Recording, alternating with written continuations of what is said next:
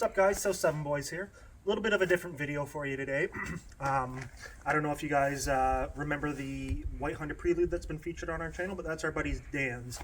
And I was thinking about Dan, it got me thinking about our channel.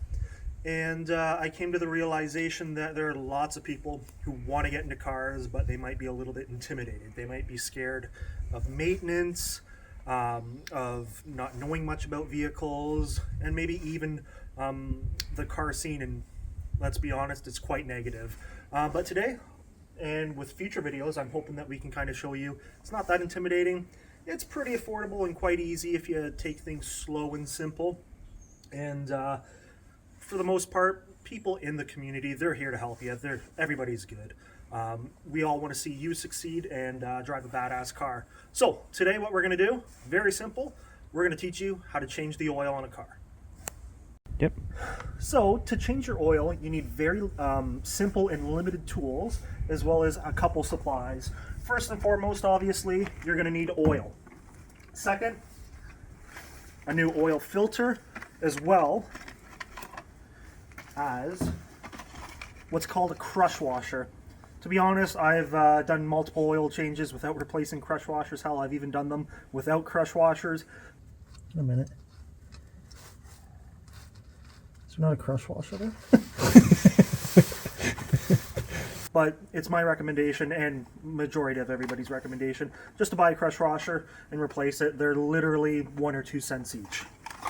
And as far as tools go, all you really need is a wrench to get the drain plug out of your oil pan, as well as an oil pan to catch all your old oil. You can use a oil filter wrench. However, in my experience, especially with smaller Japanese vehicles, you don't really need that. They're usually only hand tight, and they shouldn't be much more than hand tight to begin with. So the first hurdle I believe new people get stuck at when changing their oil or working on a car is actually picking the oil. And honestly, it's quite simple.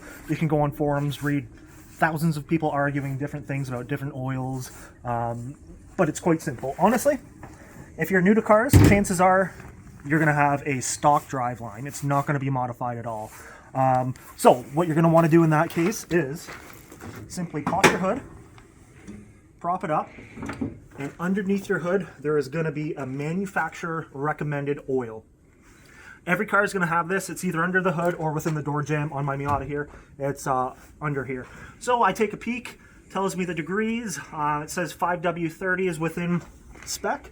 I picked a 5W30. Honestly, I generally don't run that, but there's a shortage with the oil I want. However, that is within the manufacturer's recommendation, so that's the oil I picked. It's as simple as that. See what you need, go buy it. Don't go online, don't overwhelm yourself. It is quite simple. What they designed the car for is obviously best for the vehicle. What is oil? What's its purpose? And what do these numbers on the bottle mean? Again, don't think too hard about what these numbers on the bottle mean. Follow what's under the hood. The manufacturer knows what's best for their vehicles. But just quickly, the number at the beginning is the viscosity or the thickness of the oil when cold. Don't quote me, I don't have the information in front of me, but if my memory serves me right, the first number is cold at 0 degrees Celsius. The second number is the viscosity at 100 degrees Celsius when it's hot. So cold, hot, the higher the number, the more viscous, so thick it's going to be. The lower number, the more thin it's going to be. But again, just follow what's under your hood. Don't think too hard about that. Now, what does oil do? So, a motor consists of metal-on-metal parts. And to have these metal-on-metal parts that move, they have to be lubricated. Now, when you think of a bearing, I think most people think of, your very basic ball bearing. But motors generally don't have many of those. Some smaller engines do. Some motors have some of those. Primarily, the types of bearings you're going to see within a motor are going to be the ones, for instance, let's say on your connecting rods. This is kind of splitting up and over exaggerated. So it's not going to have a roller bearing that uses balls or needles, cylindrical needles to spin.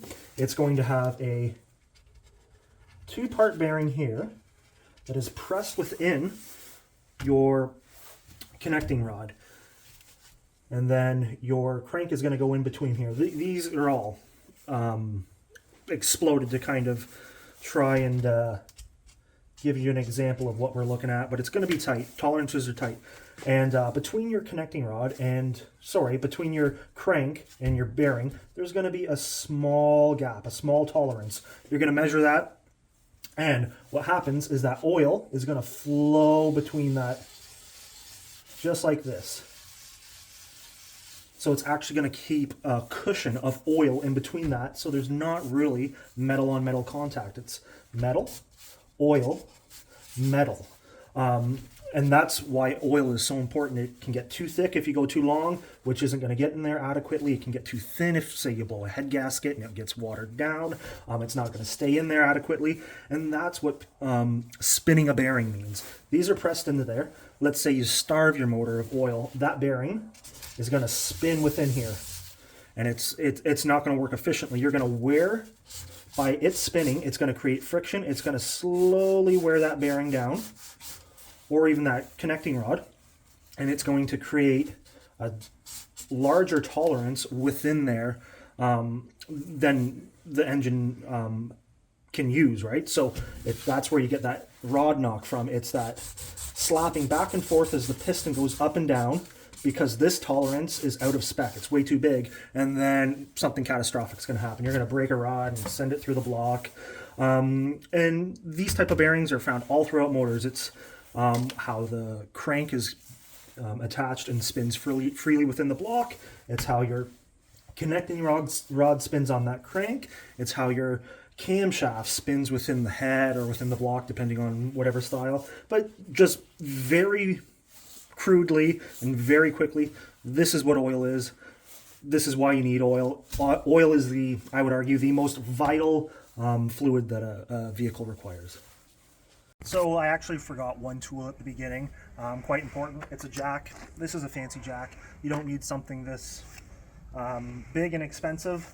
Every vehicle actually comes with a jack in the trunk. You can simply get away with that. Just be extra cautious, as they are a bit flimsy. So step one, jack your car up. And make sure you're jacking it from a proper jack point on the Miata. There is jack points on all four corners of the pinch weld. It's quite safe to jack it up from here. Just check under your vehicle to make sure it's safe to jack yours from the pinch weld.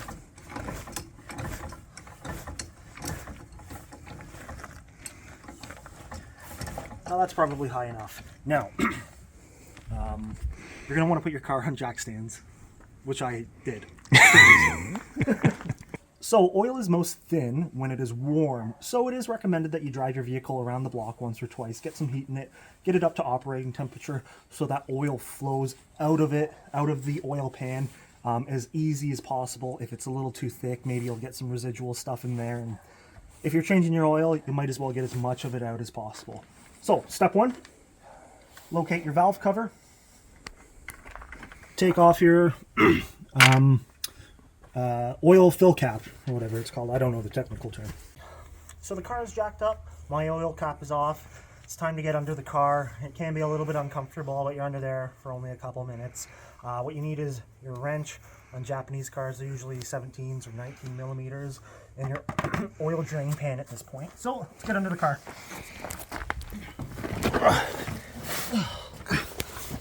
So, Fucking me, that hurt. Oh. What you want to do is locate your drain plug, which is always going to be on your oil pan.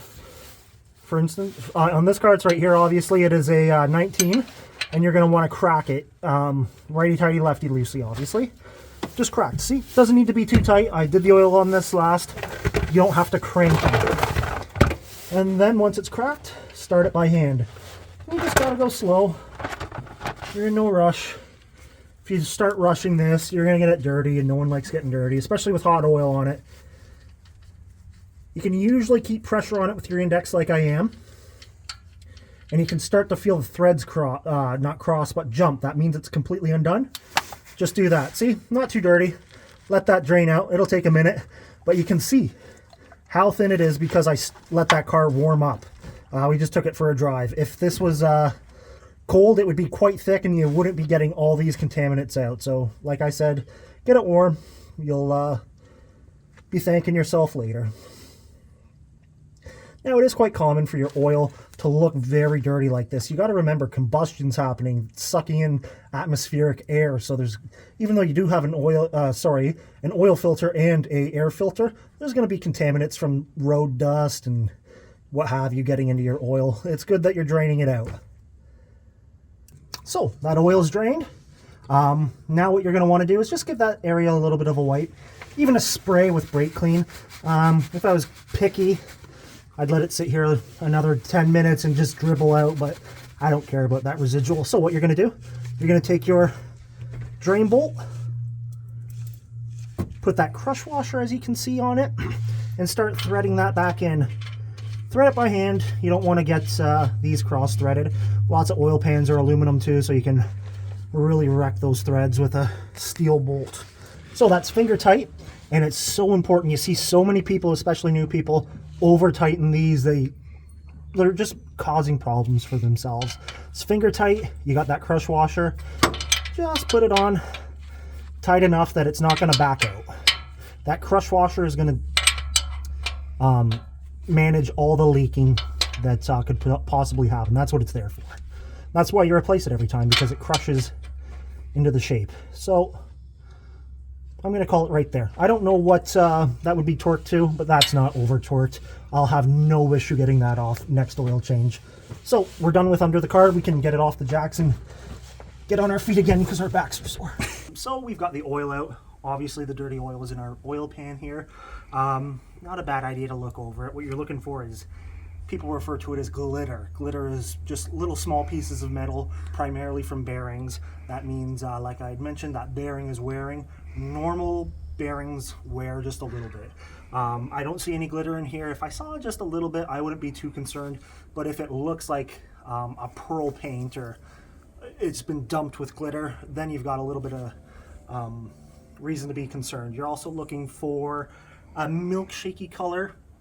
That would indicate that water or coolant has mixed with your oil, which can be a number of things, more likely a head gasket issue. And you're also looking for viscosity, mostly thick. If it's super, super thick, chances are it hasn't been changed in ages and it was well beyond its use length. This looks fine. I'm happy with it. Like I said, no need to overthink about it. It's an oil change.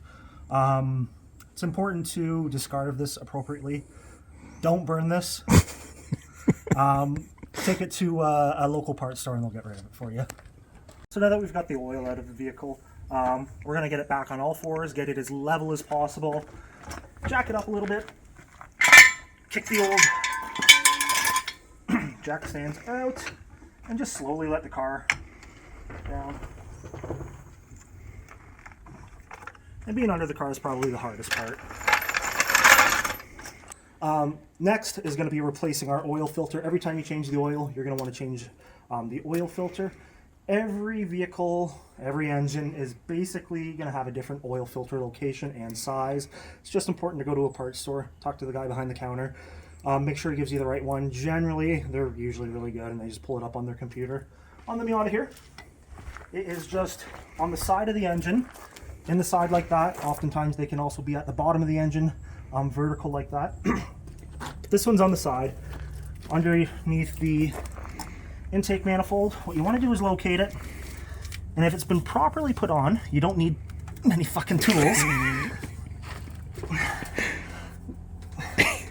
And it should just come off with your hand. It's usually a little bit tricky just because your hands are greasy, but it shouldn't be tight.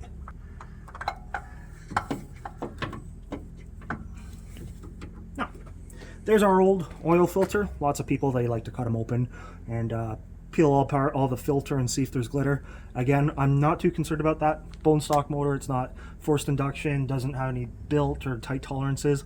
I'm not concerned about it. I'm just going to trash that. So we've got an oil filter. We've got our old oil filter here that's actually got a little bit of oil left in it. What I like to do, take your finger, get some of that oil, and lubricate that O-ring. If you don't lubricate that O-ring, when you go to tighten it, it's going to bind up, it's going to leak, it's just going to be nightmares and have to be replaced. Anyway, now some manufacturers and some individuals will recommend priming your oil filter, which is essentially just filling it up. Again, there's going to be a lot of debate, especially on forums. I've never filled them. I don't feel that it's going to starve the engine long enough to have any catastrophic damage. If you're uncomfortable with it, just pour a little bit of oil in it.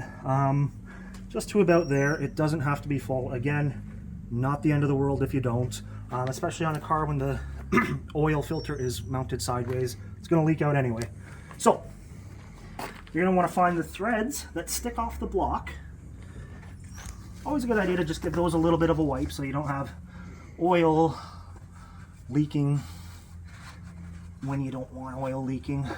Nothing worse than doing an oil change and seeing a big oil spot. So that's wiped off. You're going to take this and simply just thread it on. Exactly what we just did, but opposite. You're kind of working blind here, but I've already got those threads started. It's quite simple. Nothing to be intimidated by. Now that's snugged. You don't need a tool. You don't need to torque this on. Just a couple spins with your hand until it's tight. That's it. Those will seize onto your block so easily if you torque on them, and you've got to cut them off, stab screwdrivers into it. It's a nightmare. It does not have to be tight. It's got an it's got an O-ring for a reason. So we've got the old motor oil removed from the vehicle.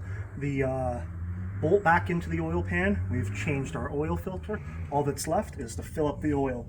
Now, if you were to look at the manual, it's going to tell you exactly how much oil is required for your vehicle. You can do that, but you've got a dipstick. The dipstick is going to tell you your oil level. What I do, add a little, check the dipstick, add a little, check the dipstick. You don't want to overfill it, but you definitely don't want it too low. If you overfill it a smidge, don't worry about it. It's not going to have any it's not going to cause any catastrophic issues like it would if it was low. So don't stress if you go a little bit too much. Don't worry about draining the oil. Just drive it and keep your eye on it. So oil fill spout is here. I would recommend using a funnel or just cutting up a water bottle. That's free. We don't have any of those on us today. So we're just going to dump it in. Again, that's one less tool you have to worry about. It just can be a little bit messy. You can hold the bottle backwards. It's going to go a lot slower if you pour it like that versus like this. But... okay. Need to get a glamour shot here. We're going in. So, start filling your oil. Hopefully we get it in. And again, I don't know exactly how many quarts this is going to take. We're going to add a bit, check the dipstick, add a bit, check the dipstick. It's not rocket science. It's easy. So, let that fall back a little bit. Oh, there's my rag. Check your dipstick. Always wipe it off, as it's going to have residual oil on it and give you a false reading. Wipe it off. It's clean. Put it back in and check. Nothing on this one. Nowhere near enough oil. So, put that back in, and we're going to keep adding oil until we see it. Going to keep adding it. Again, we were way below the low line. It wasn't even reading on the dipstick, so we're going to add quite a bit here.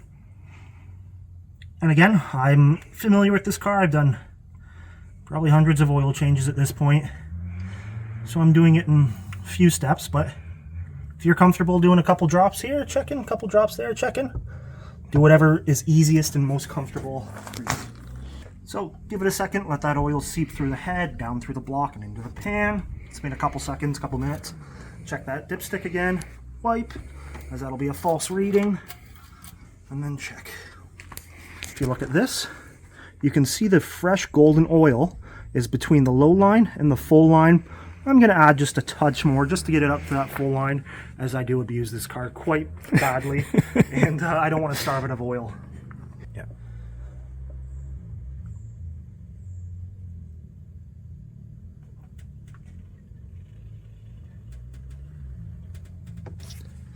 Again, quick wipe and back in. It's a little bit repetitive, but gets the job done. Now, if you look at the dipstick here, we are just at the full line. As you can see, there's an F and a low, full and low, obviously, and we're right at that full line right there. I just wiped it off, but that's the line you're looking for. Here. Thank you. So if you look at the dipstick, it's got the line under full and the line above low. those are the indicator lines. We were just a skosh above the full line. I'm happy with that. I'm going to call it there. Okay, ready? Yeah. We've got the oil in. Going to tighten that cap up. And now, what we're going to do is we're going to get our keys. We're going to start the car up. We're going to let it run for 10-15 seconds. Let that fresh oil circulate through the head, through the oil pump, as well as fill up that oil filter. And then we're going to check the oil again. It is quite common and to be expected that your oil level is going to decrease a little bit as you fill up that head as well as the oil filter. That's why we're going to check it again. If it needs to be topped off, we will.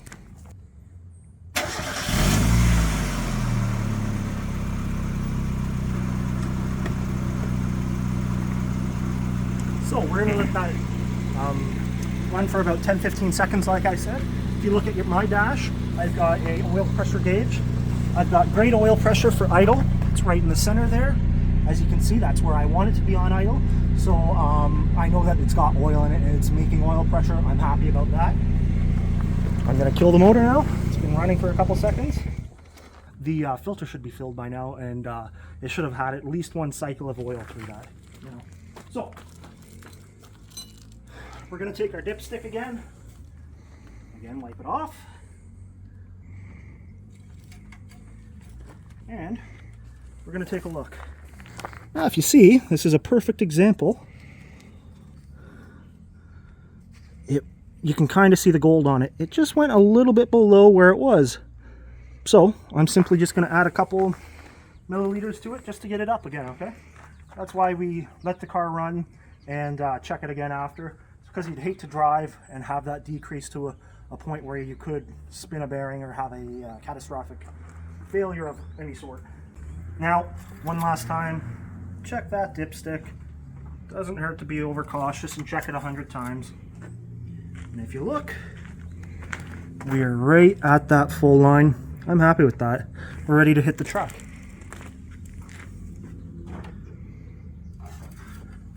Last thing you got to do, give your oil cap a quick wipe and thread it on. And again, doesn't have to be super tight. That's not going anywhere. And you're done changing your oil.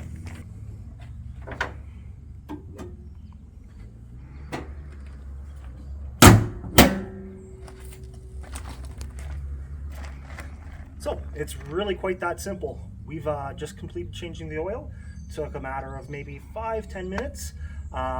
Like you saw, it's very simple. It's nothing to be intimidated about. If you have any questions about it, feel free to ask us in the comment section. We'll answer everything. There's no stupid questions. And if you have any videos like this that you'd like to see in the future, feel free to drop that idea in the comments and we'll get to it. I really hope that this helped you, and I hope you're feeling a little bit less anxious about getting into the car scene. It'd be awesome if you went out and picked up a car to work on because of our videos.